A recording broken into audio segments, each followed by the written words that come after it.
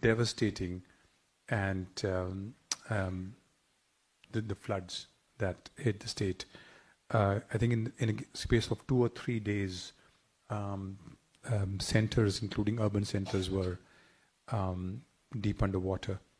The response, what I learned secondhand, of course, of the Honorable Chief Minister himself, the bureaucracy, parking their vehicles and buses next to that station, having meetings there. Some of the officers told me that the Honorable Chief Minister would roll up his trousers and be in the flood water often, almost every day. I don't think we've seen that kind of response anywhere. Plus the use of technology, not just the emotional touch, but also the use of drones, AI, big data, using drones to deliver food packets on buildings and then saying we can't do enough because we can only do one building at a time, and up to 40 kgs of delivery on a drone. That was remarkable.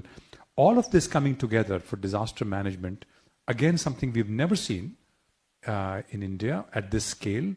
One of the officers told me that he knew in which lane how many refrigerators had been spoiled because of flood, and then worked with the private sector to kind of have that fixed. So could you talk a little bit this? I know it's a disaster, it's a terrible human tragedy, but also incredible opportunity to learn about disaster management using technology and human touch in equal measure. The flood that we had recently was 1 in 248 years event. And as you know, things are changing and we're going to have once in a century events happening more often. So as a state, we understand that. But this flood definitely caught us off guard. It was a flash flood. In greater parts of the city, we had more than 6 foot water. So, and it was the first time that we had to handle floods. As a state, we've handled cyclones and we have expertise in that. But then Mr. Naidu, being Mr. Naidu, said, why can't we use drones for delivery? And I remember quite a few of the operators saying that's not possible. I mean, we've used it for agriculture purpose. Being an Indian, we call the Jugaad model. We had a basket fitted, let's say, let's try it. And success, we actually managed to deliver food. I wouldn't say that it was the best model. I think it was a great beginning because we didn't have enough of drones. So I wish I had 2,000 drones. Then I could have delivered breakfast, lunch and dinner to every house. But I just had about 40 drones. And with that 40 drones, we did do a pilot. And I think it clearly gave us a direction of what India can do.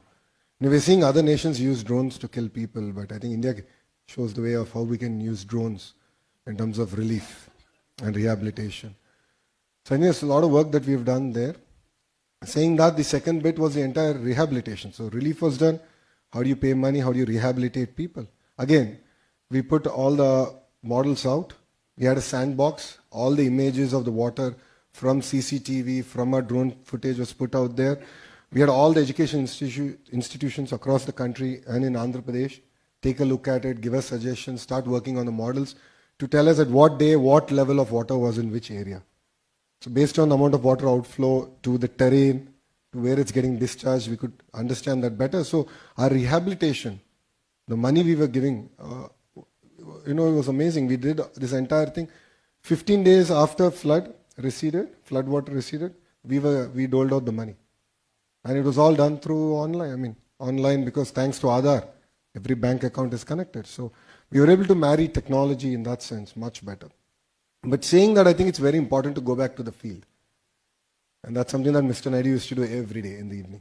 So he would go out for 4 hours, waist deep water, jump in, understand, did things get delivered or not? Then feedback would come to us. I was manning the control room. So he would say, okay, food didn't get delivered in this house on this lane. And here's the lat long. And then we had to send the food. So I think that's always required. I think you need a feedback loop. The human loop is always required on how much of a technology you might have. So I believe we have a model to handle such crisis, not only for Andhra, but for the nation. And one task we have taken up as a state is we'll get about 2,000 drones in the agriculture sector. A lot of the spraying, the pesticides and so on and so forth actually can be done using drones. And then during an emergency, we can pull it out and use it for relief activities. So I think it's a great learning experience. And as a country and I think as a nation, we're just learning on how can we use this technology far better.